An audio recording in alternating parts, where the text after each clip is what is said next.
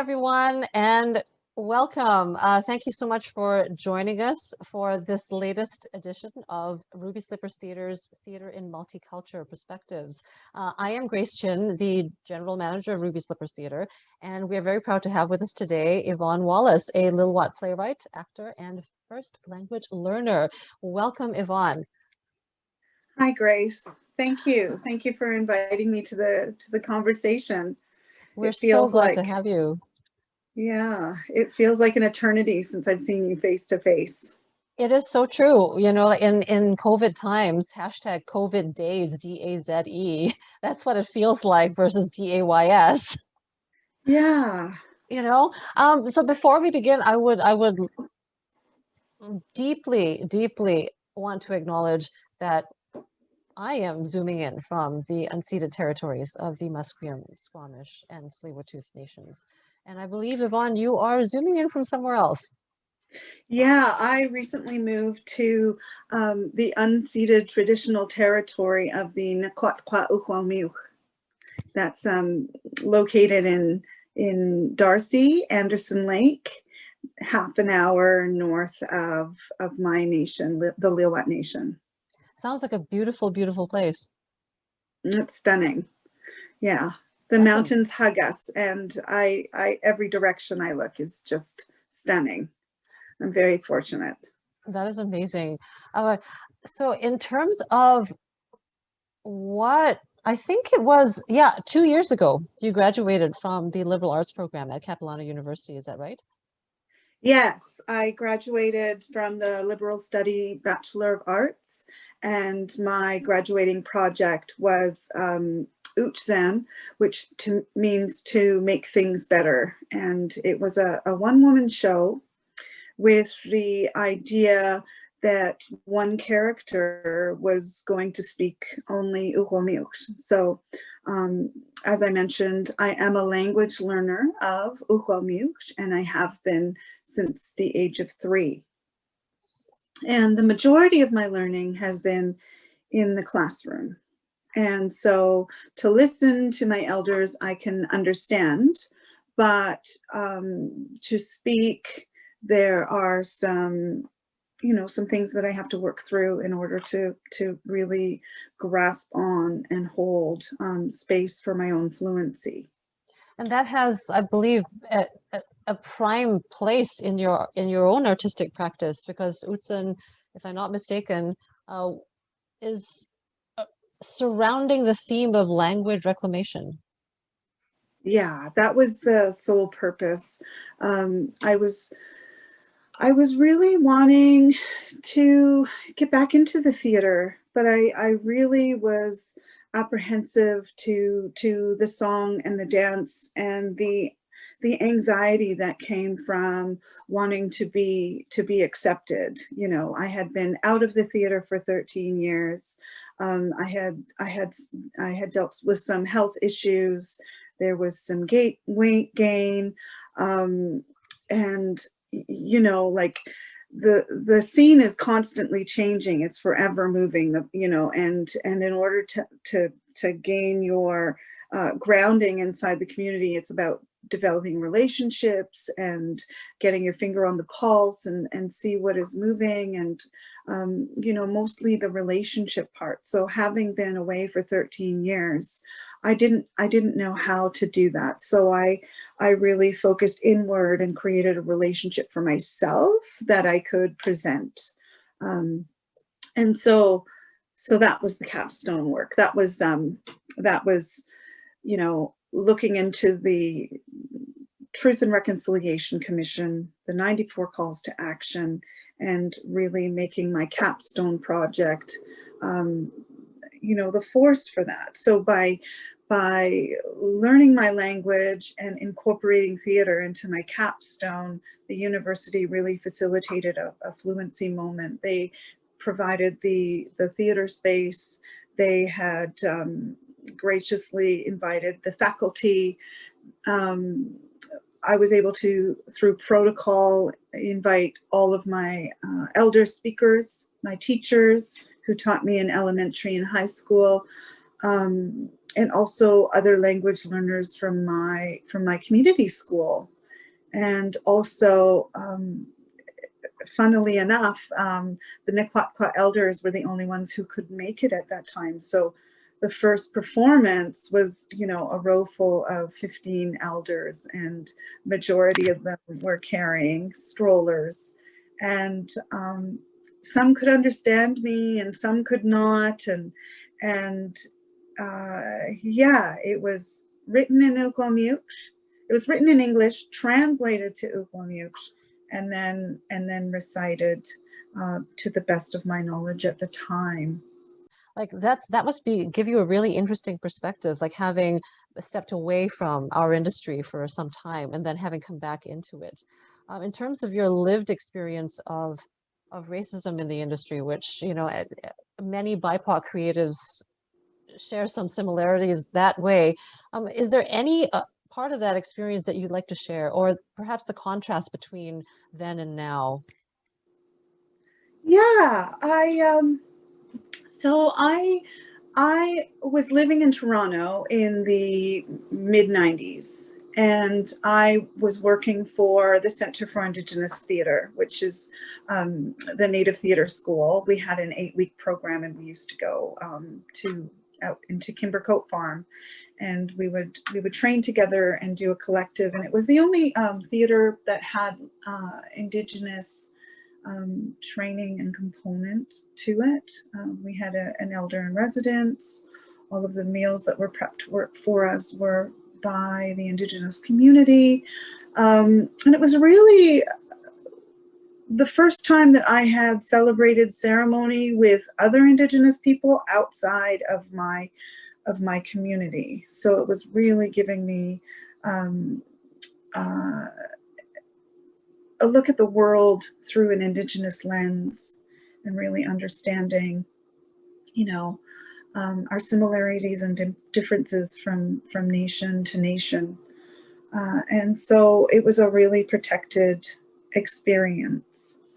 So after managing the theater company, you know, I present white. So I was at the time rejected from a lot of roles because I didn't appear to look Native.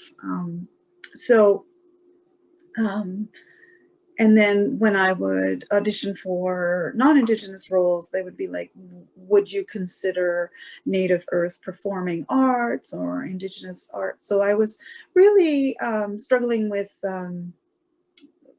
looking and being in two worlds. Where did I fit in? And so there was this languaging that started to happen in the mid-90s. And it was about diversity.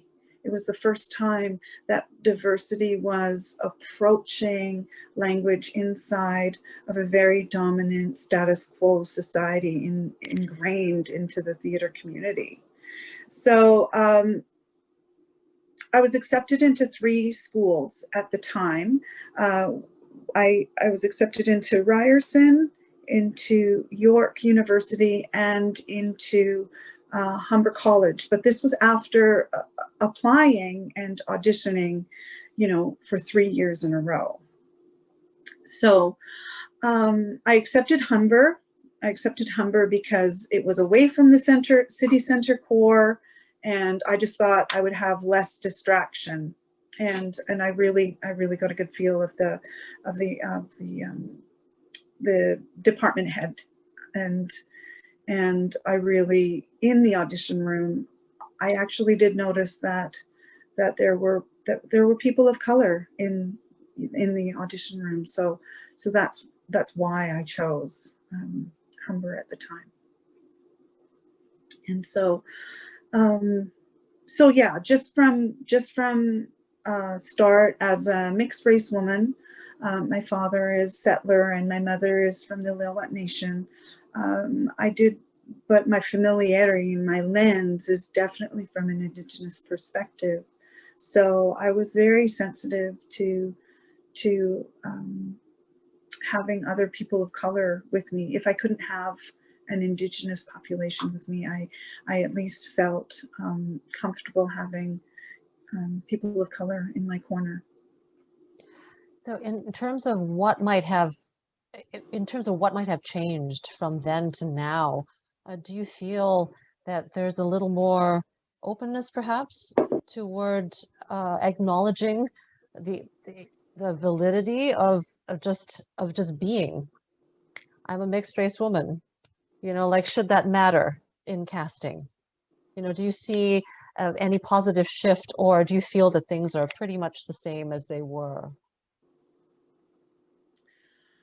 What I notice is, personally, for me, a deeper understanding of my personal identity. So I have an understanding of my positionality in the world.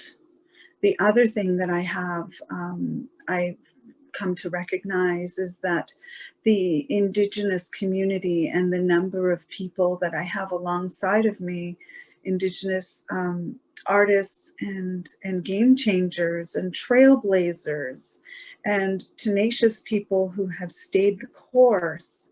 I have more mentors to look up to than I did in the mid-90s, and so for me, I feel like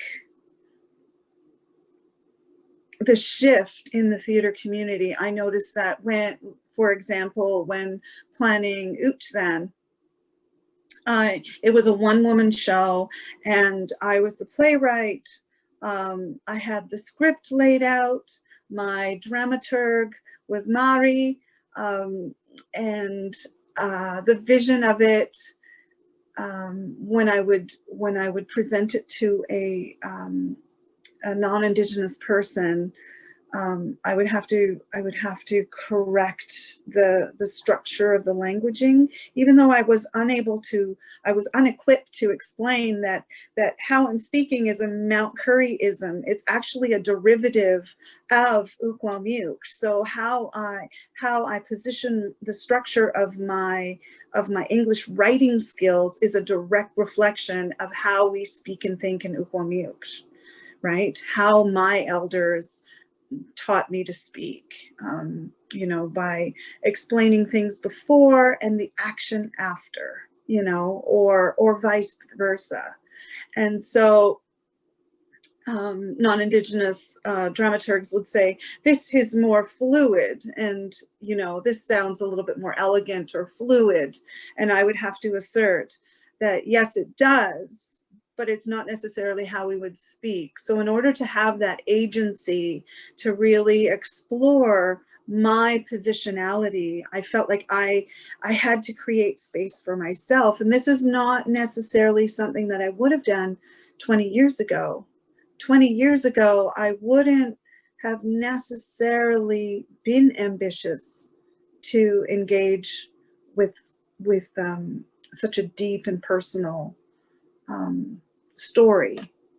But because community is changing, because the landscape is changing, because we have a different relationship to what an ally truly looks like, and allies truly have a better understanding of what their responsibility is in this, and because we have mentors like Janie Lazan, who are questioning affluent theaters and questioning, having dialogue about what are you willing to give up in this dominant discourse in order to make room for the Indigenous voice.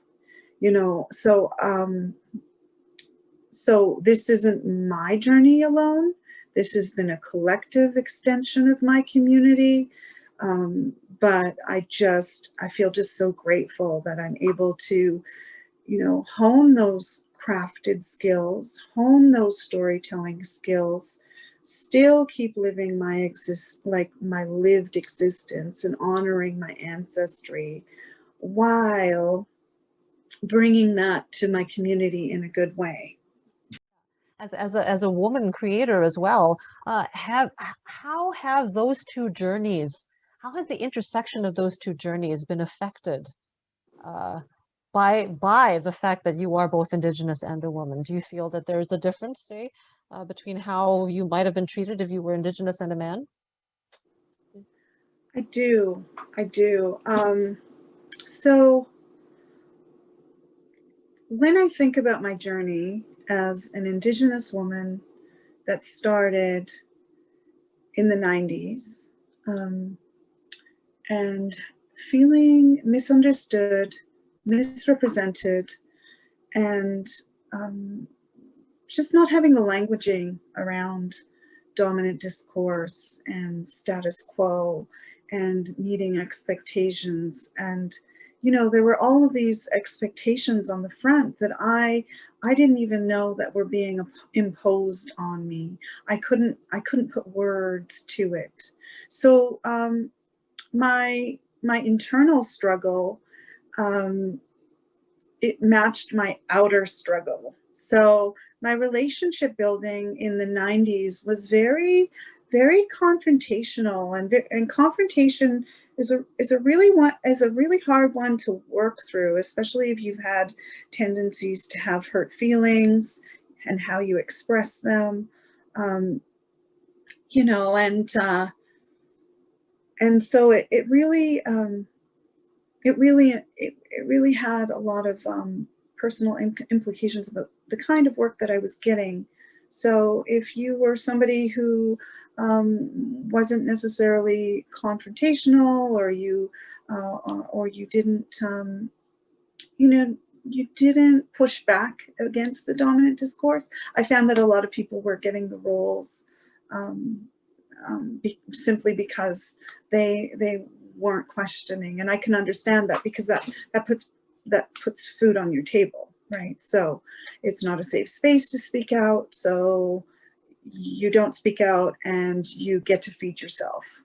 But there's like a certain selling of your soul, and you don't feel very good about that. So COVID life, eh? Like, how has that impacted your work? Have you found yourself to be more stimulated because you have more time, or to be a lot less stimulated because there is no stimulus? And what are you working on now? Tell me. I imagine that there will be a surgence of the COVID experience and isolation, because it's affecting us so on everyone on such a personal level. We've had so many micro losses and macro losses just from the effects of COVID. And so for me, I'm working on my master's in Indigenous education, and so all of our learning, our first class went from in class to online platform. And my teaching, I was teaching Ucwalmicw, and we were in class, and we went into the Zoom format. And so immediately I lost 60 people, 70 people. I lost 39 people in my class, plus the co-teacher. And then I lost 20 people in my class, plus the instructor, right? So and then I went home, and it was just me and my kid. And so it was walking from bedroom to kitchen to living room, and pacing and working my way into getting out of the house, because I didn't know if I was going to die because I touched a door handle, and you know, it's just like everyone else. I know, yeah. There was Me. that sensationalizing of happening at every, you know, the Trudeau making his announcements every morning, and with great anticipation, you know, and so But you're still here. I'm still here, and I moved out of the city. I had my pandemic team. My pandemic team in the city in Vancouver they were my theater artists and one relative, and and they held me. But I thought, okay, this is first wave, second wave is coming up, and I need to be closer to home. So, so that I could be outside and I could be closer to home. And so it really made me look inward and reevaluate, just like everyone else, and say what's really important to me. And it was just apparent that I was still on my language trajectory. I made a promise to myself to be fluent within the next 3 years. You know, and so that's what I did. I moved home. It really is all about that human connection, though. You know, like when we get out of these circumstances, you know, we're just going to value our connection. And so maybe, just maybe, the barriers inside that you know, that we endure will start to eliminate, and we can start to look at the privilege of having a connection with each other. I really hope so.